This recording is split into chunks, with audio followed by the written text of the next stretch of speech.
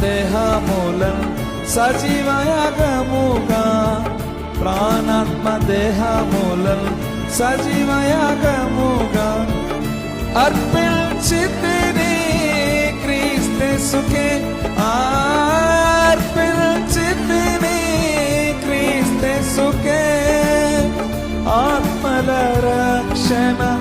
భారము కలిగి ఆత్మల రక్షణ భారము కలిగి తుది శ్వాస వరకు సేవింతును